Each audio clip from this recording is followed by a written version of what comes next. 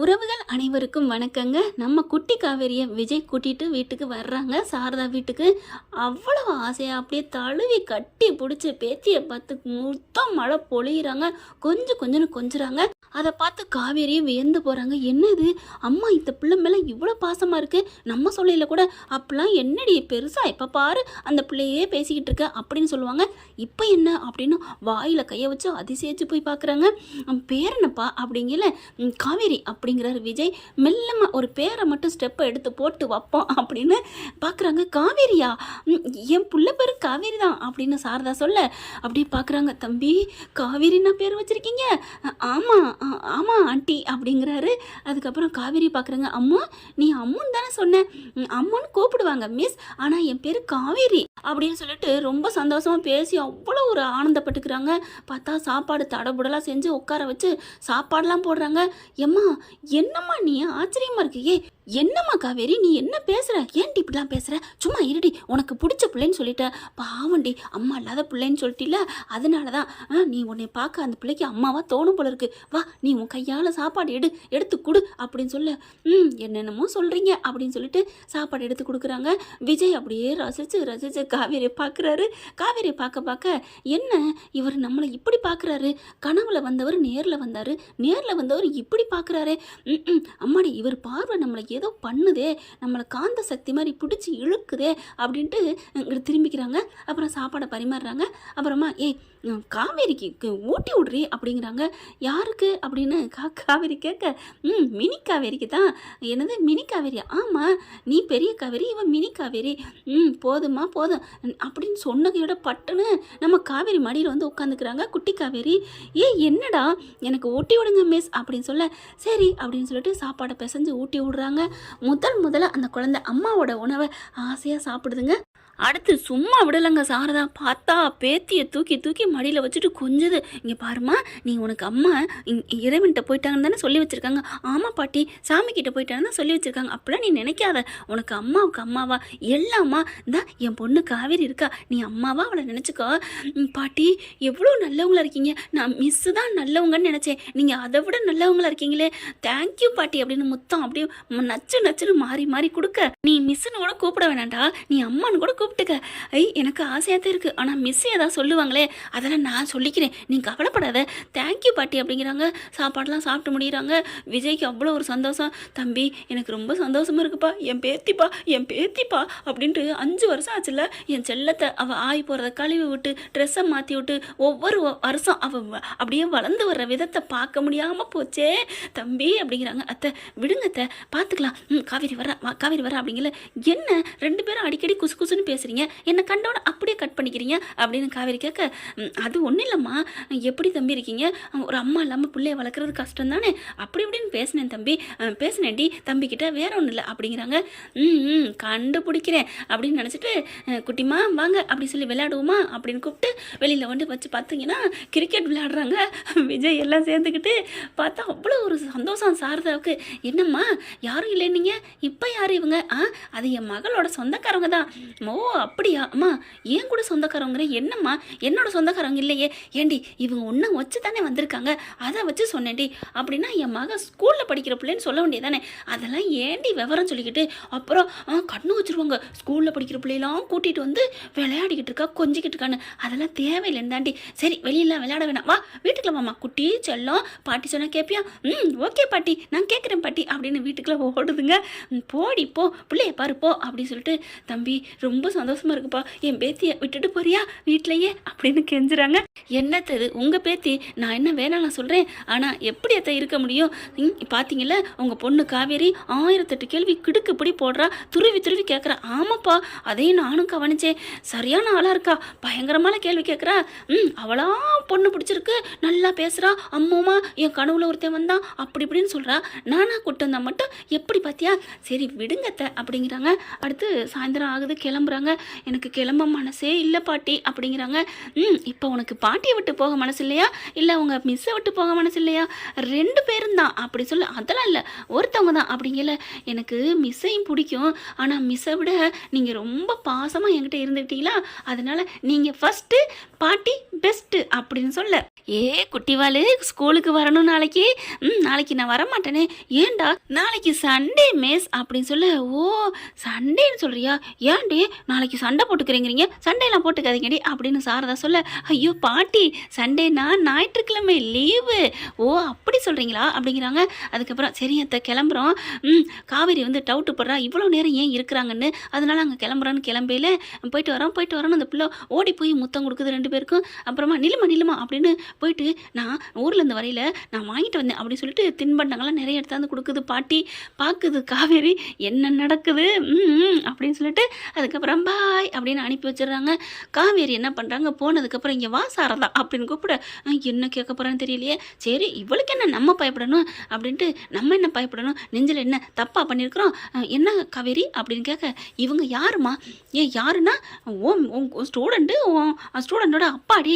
அது அப்புறம் நீ வந்து இவ்வளோ தாங்குன்னு தாங்குறியே, வீட்டு வாசலில் நிற்கையில அந்த மனுஷனை விரட்டி விட்ட, அப்புறமா இப்படிக்கா போயிட்டு அப்படிக்கா வந்தோன்னே அவங்கள பற்றி தாங்குன்னு தாங்குற, சொல்லுமா என்னம்மா ரகசியம் அப்படின்னு கிடுக்குப்படி போடுறாங்க. ஒன்றும் இல்லடி, வந்துட்டா எலிப்பொறியை பிடிக்கிறதுக்கு கொண்டுக்கிட்டு எலியை பிடிக்க பாடி அப்படின்ட்டு போக, அம்மா நான் விட மாட்டேம்மா சொல்லுமா. அடி ஒன்றும் இல்லடி, அந்த பையனை பார்க்க பாவமாக இருந்துச்சுடி, அந்த பிள்ளையும் பாவம் தானே, அவர் எப்படி கெஞ்சி கேட்டார் தெரியுமா, எனக்கு என் பிள்ளைக்கு அம்மாவே இல்லை ப்ளீஸ் ஆண்டின்னு கேட்டாருடி, அதனால தாண்டி இப்போ என்ன உனக்கு அந்த பிள்ளைய பார்க்காம இருக்கணும் அவ்வளோதானே, நம்மவா ஊருக்கே போயிடுவோம், அந்த ஸ்கூலுக்கும் போவேனா வேலைக்கும் போவேனா அப்படின்னு சாரதா சொன்னா, அம்மா போதும் நீ உடனே அடிமண்டியில் கை வைக்க வேணா விடு அப்படின்னு சொல்லிட்டு உள்ளுக்கு போயிட்டு கதவை சாத்திட்டு அப்படியே யோசிக்கிறாங்க. என்ன நடக்குது, இவர் நம்ம கனவுல வராரு, ஆனால் அம்மா அப்படியே விழுந்து பேசுகிறாங்க, அதுக்குள்ளே என்ன மாற்றம் வரும், நான் யார்கிட்ட கேட்குறது, நிவின்கிட்ட கேட்போமா அப்படின்னு சொல்லிட்டு யமுனாட்ட கேட்போம் அப்படின்னு யமுனாவுக்கு ஃபோன் அடிக்கிறாங்க. யமுனா பேசிட்டு நிவின்னு பேசுகிறாரு ஸ்பீக்கரில் போட்டுட்டு, என் வாழ்க்கையில் ஏதாவது நடந்துச்சா சொல்லு யமுனா சொல்லு. உடனே யமுனா வந்து என்ன பண்ண போகிறாங்க, ஆமாம் உனக்கு கல்யாணம் ஆகி விஜய்ங்கிறவர் இருந்தார் அப்படின்னு சொல்ல போகிறாங்க. டப்புன்னு வாயை மூடிடுறாரு நம்ம நிவின். அதுக்கப்புறம் ஒன்றும் இல்லை காவேரி, அப்படிலாம் ஒன்றும் இல்லை, அத்தை என்ன சொல்லியிருக்காங்க எதுவும் சொல்லக்கூடாதுன்னு இருக்காங்கல்ல அப்படின்னு சொல்லிட்டு குசுன்னு பேசுறது. காவேரிக்கு அங்கே அரசல் புரசலாக தெரியுது. அப்போ ஏதோ நடந்திருக்கு, இதுங்க மறைக்குதுங்க. யமுனா கூட சொல்ல நினைக்கிறான், நிவின் தான் ஏதோ மறைக்கிறாரு. பரவாயில்ல நிவின், நான் எவ்வளோ கேட்டாலும் சொல்ல போகிறதில்ல, நான் வைக்கிறேன், எப்படி கண்டுபிடிக்கிறது நான் கண்டுபிடிச்சிக்கிறேன் அப்படின்னு ஃபோனை கட் பண்ணுறாங்க. அடுத்து கங்கா கிட்டையும் கேட்குறாங்க. கங்காவும் ஏங்கிட்ட என்னடி சொன்னாங்க, அதெல்லாம் ஒன்றுமே இல்லடி, ஏன்ட்ட ஏன் கேட்குற, அதெல்லாம் ஒன்றும் இல்லை அப்படின்னு சொல்லிட்டு மழுப்பிட்டு வைக்கிது. ஏன்னா ஃபோன் பண்ணி யமுனா சொல்லிடுது, எனக்கு ஃபோன் பண்ணாங்க, யமுனா இல்லைங்க நிவின் சொல்லிடுறாரு, அதே மாதிரி நீங்களும் சொல்லிடுங்க ஒன்றும் நடக்கலேன்ட்டு. இல்லை நிவின் உண்மையை சொல்லிடுவோமே அப்படின்னு கங்கா சொல்கிறாங்க. ஆனாலும் அத்தை சொன்னது மறந்துட்டிங்களா, அவள் உயிருக்கு ஏதாவது வந்துடும்ட்டு, அவளுக்கா எப்போ நினைவு வருதோ அப்போ தெரிஞ்சுக்கிட்டுன்னு டாக்டர் சொன்னாங்கல்ல. ஆமாம் நிவின், ஆனாலும் பாவமாக இருக்குது, அவள் ஃபோன் பண்ணி ஏதாவது கேட்டானா என்ன பண்ணுறது, அப்படி ஏதாவது சொல்லி சமாளிங்கன்னு சொல்கிறாங்க. அதனால் சுற்றி எல்லாரும் சுழற்சி முறையில் எல்லாமே மறைக்கிறாங்க. அதனால் என்ன பண்ணுறாங்க, இப்போ யார்கிட்ட கேட்குறதுன்னு மண்டையை குழப்பிக்குது. அதுக்கப்புறம் அவங்களுக்கு யோசனை ஒன்று தோணுது, நர்மதாட்ட கேட்போம், அவள் தான் சரியான ஆள் அப்படின்ட்டு ஃபோனை பண்ணுது. நர்மதா என்னம்மா பண்ணுற அப்படின்னு கேட்க, ஏக்கா என்னக்கா, இல்லை சனி ஞாயிறு லீவு தானே வீட்டுக்கு வந்துட்டு போனாலடி அப்படின்னு கேட்க, ஏக்கா என்ன நினச்சிட்ருக்க, ஏன்டி சனி ஞாயிறு லீவுன்னு எனக்கு தெரியாதா என்ன, நான் நம்ம வீட்டுக்கு தான் வந்துட்டேன், வீட்டு வாசலுக்கு பாரு அப்படி சொல்ல, நர்மதா வந்துட்டியா அப்படின்னு கதவை திறக்கிறாங்க. ஓடி வந்து பார்த்தா யமுனா நம்ம நர்மதா அக்கா அப்படின்னு சொல்லிட்டு நர்மதா கட்டி பிடிச்சிக்கிறாங்க. நல்லா இருக்கியாக்கா, நான் நல்லா இருக்கேன், நீ ஓன் படிப்பு அதெல்லாம் நல்லா போயிட்டுருக்கு பார்த்துக்கிட்டு அப்படி ஒரு சந்தோஷம். சாரதா பார்க்குறாங்க, யார் அப்படிங்கல, நர்மதா வா அப்படின்னு சொல்லிட்டு ரொம்ப சந்தோஷமாக வர வைக்கிறாங்க. பார்த்தா நர்மதா அழகாக வளர்ந்து ஹீரோயினாக வந்திருக்காங்க. அவங்களுக்கு ஒரு கதாநாயகன் கண்டிப்பாக வருவார், அது ஒரு லவ் ட்ராக்கு போகத்தான் போகுது. போடுறீங்க நம்ம விஜய் மாதிரி அழகான அன்பான சூப்பரான வாலிபனை போட்டால் நல்லா தானங்க இருக்கும் பார்க்க. அதுக்கப்புறம் அக்கா நீ ஃபோன் அப்படின்னு கையை மறைக்கிறாங்க, எதுவும் சொல்லிடாதுன்னு. என்னடி என்ன நீ ஃபோனுன்னா நீ ஏதோ சொல்கிற அப்படிங்கல, இல்லை நீ ஃபோனுக்கே நீ எனக்கு பண்ணலாம்ல. சாரதா அப்படி கேட்டோடனே சமாளி அப்படிங்கிறாங்க காவேரி ஜாடையில். ஒன்றும் இல்லைம்மா, ஃபோனே அக்கா பண்ண மாட்டேங்கிறான், ஒரு ஃபோன் பண்ணக்கூடாதா அப்படின்னு கேட்டேம்மா, வேற ஒன்றும் இல்லை. அப்பாடா என் நர்மதா தான் எனக்கு பிடிச்ச பொண்ணு அப்படின்னு நினச்சிக்கிறாங்க. அதுக்கப்புறம் ஓ அதுவா அப்படின்னு சொல்லிட்டு சரி இருடி உனக்கு ஏதாவது வேணுமா? ஒன்றும் இல்லைம்மா, ஒரே வெயிலாக இருக்கா, ஏதாவது கூலிங்காக இருக்கா? ஒன்றும் இல்லைடி, தயிர் பாயிட்டு வந்து உனக்கு லெஸ்ஸி அடிச்சு தரேன் அப்படின்னு சொல்லிட்டு வெளியில் போகிறாங்க. போன கையோட பார்க்குறாங்களா, அம்மா எப்படா போகணும் போயிட்டு டக்குன்னு கதவை சாத்திட்டு வா வா வா அப்படின்னு ரூம்குள்ளே கூட்டி போகிறாங்க. அம்மா அக்கா ஏக்கா ஃபோன் பண்ண, அறக்க பறக்க கூப்பிட்ற, அம்மா போகட்டுங்கிற, மறைக்கிற, என்னக்கா ஏன் நீ எனக்கு ஃபோன் பண்ணக்கூடாதா?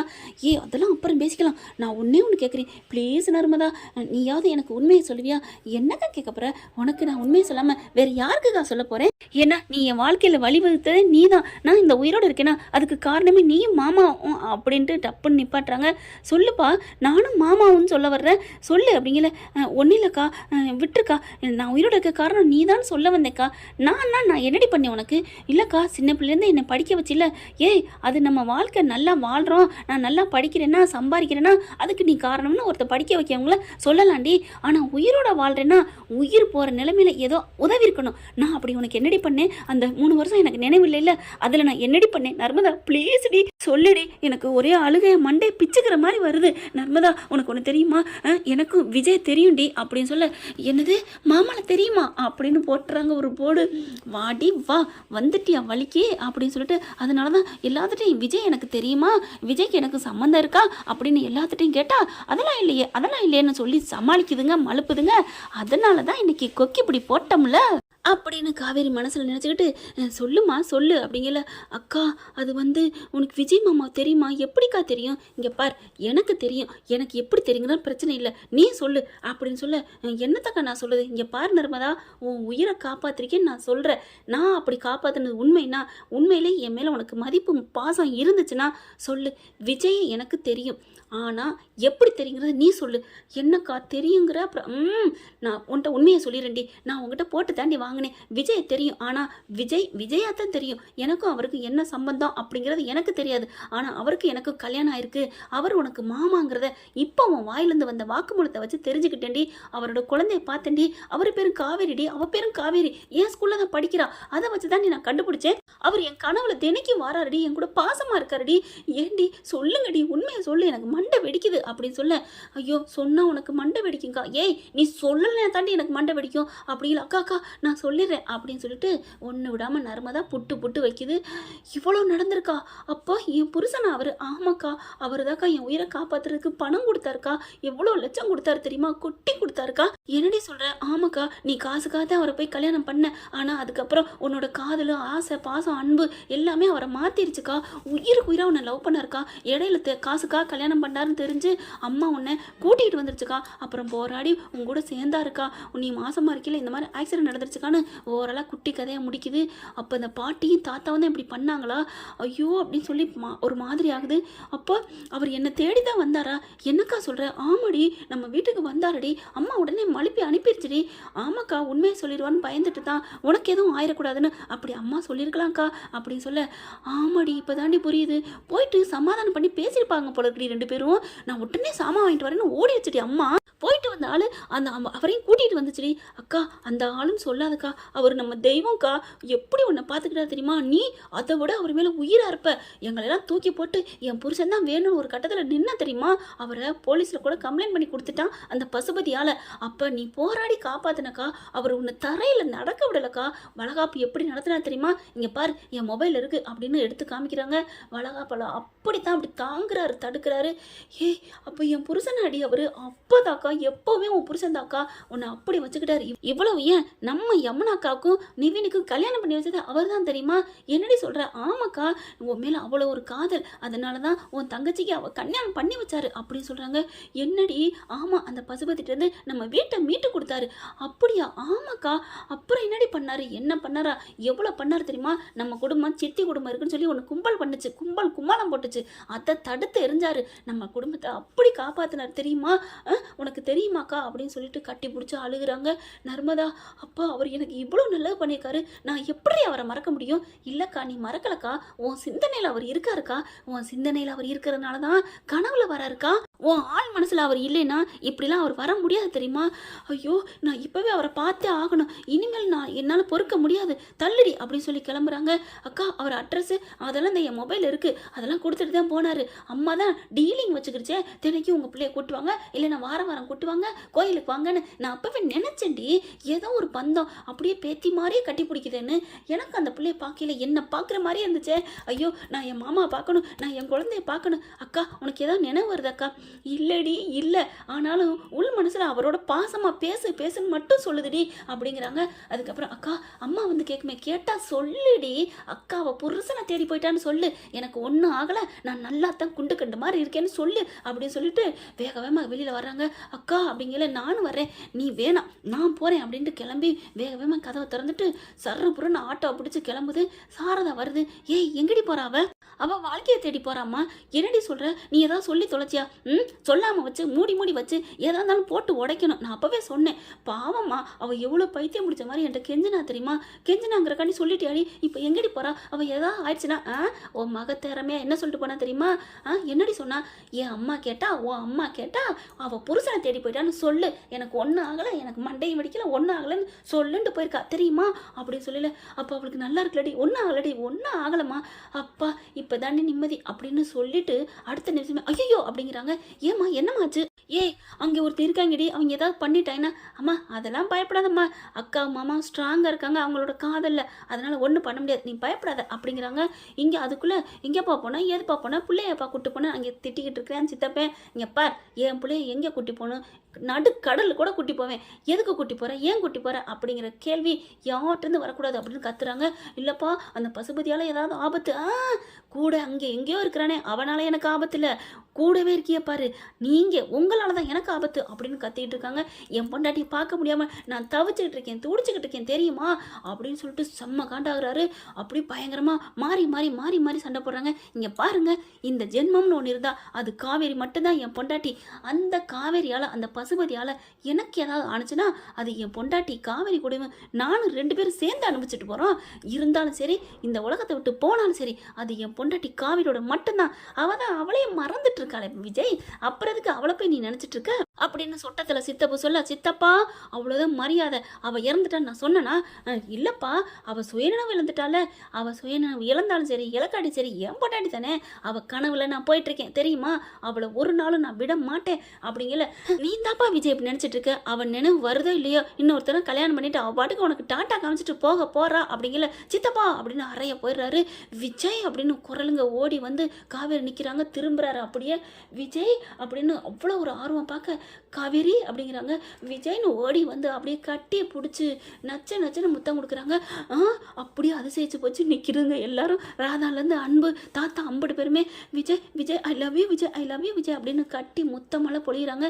காவேரி என்ன தெரியுதாடா அப்படின்னு சொல்லிட்டு அப்படி ஆசையாக கட்டி பிடிக்கிறாங்க. பாப்பாவும் ஓடி வராங்க. தங்க மகளே என் காவேரி அம்மா அப்படின்னு கட்டி பிடிச்சி முத்தம் கொடுக்குறாங்க.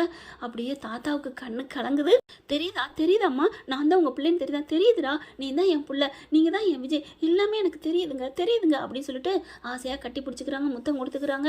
அதுக்கப்புறம் என் பொண்டாட்டி கிடச்சிட்டா, ஏதோ சொன்னீங்களே அவளுக்கு நினைவு வராது, உனக்கு அவ்வளோதான் டாட்டா காமிச்சிட்டு போவான்னு, இப்போ என்ன சொல்ல போகிறீங்க அப்படின்னு சொல்லிட்டு காவேரி அப்படின்னு தூக்கிடுறாருங்க. குட்டிமா நீனு வாடா அப்படின்னு சொல்லிட்டு அவ்வளோ ஹாப்பியாகிறாங்க.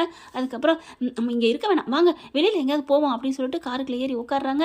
அதுக்கப்புறம் பார்க்குறாங்க காவேரி அப்படியே மனசில் நினைக்கிறாங்க, எனக்கு ஒன்றுமே ஞாபகம் இல்லை விஜய், ஆனாலும் உங்களை என்னை ஏற்றுக்க சொல்லுது என் மனசு, இவன் தான் உன் புருஷன்னு சொல்லுது, அதனால நான் ஏற்றுக்கிறேன். கண்டிப்பாக எனக்கு ஒரு நாள் நினைவு வரும், அது வராமல் கூட போட்டோம், ஆனாலும் அந்த நினைவை விட இப்போ என் மனசில் நீங்கள் இன்னும் மேலும் ராஜா மட்டும்தான் மேலும் என் மனசுக்குள்ளே உட்கார்ந்து இருந்துகிட்டே இருப்பீங்க. நம்ம உயிர் போனாலும் நம்ம 2 பேரும் ஒன்றா தான் போவோம், ஒன்றா தான் வாழுவோம் விஜய் அப்படின்னு நினச்சி அப்படியே விஜய் பார்த்து அப்படியே சைடாக பார்த்து ரசிக்கிறாங்க, சிரிக்கிறாங்க. விஜய் என்ன பண்ணுறாங்க, என்னடா அப்படிங்கிறாங்க. ஒன்றும் இல்லை அப்படிங்கிறாங்க. குட்டிமாவை கொஞ்சம் ஆரம்பிச்சு வச்சிடுறாங்க. தாய் பாசம் அதிகம் இல்லையா? அதாவது எந்த ஒரு தாய்க்கும் புருஷனை விட பெத்த புள்ள அதுதானங்க ஃபஸ்ட்டில் நிற்கும். அதனால காவேரியை அப்படியே குட்டிமாவை மினி காவேரியை கண்ணுக்குட்டி போட்டால் அந்த மாடு எப்படி அந்த சின்ன கண்ணுக்குட்டி அப்படியே தன் நாவால் அப்படியே சுவைக்கும் பார்த்தீங்களா நக்கி, அதே மாதிரி தான் நம்ம குட்டி காவேரி மினி காவேரியை என் செல்லம் என் தங்கம்னு அவ்வளோ பாசமலை பொழிகிறாங்க. விஜய் வந்து நம்பிட்டாரு, உன் நினைவு வந்துருச்சுன்னு. உண்மையிலே நினைவு வந்துருச்சா? நினைவு வந்த மாதிரி தெரியலையேன்னு விஜய் கரெக்டாக கணிக்கிறாருங்க. அதுதாங்க காதலுக்குள்ள சக்தின்னு சொல்கிறது. என்ன ஃப்ரெண்ட், இப்படி பண்ணால் நல்லா தானே இருக்கும். பார்க்கலாம். தேங்க்யூ. இந்த வீடியோ உங்களுக்கு பிடிச்சிருந்தா தயவு செய்து லைக் பண்ணுங்க. இன்னும் அப்டேட்ஸ்க்காக சேனலை சப்ஸ்கிரைப் பண்ண மறக்காதீங்க. நம்ம கிட்ட இருக்க எல்லா சேனல்ஸோட லேட்டஸ்ட் வீடியோ அப்டேட்ஸ்க்காக மேல ரைட் சைடுல காட்டுற லிங்கை கிளிக் பண்ணி வாட்ஸ்அப் குரூப்ல ஜாயின் பண்ணுங்க. உங்களிடம் விடைபெறுவது நான் உங்கள் மெஹர்.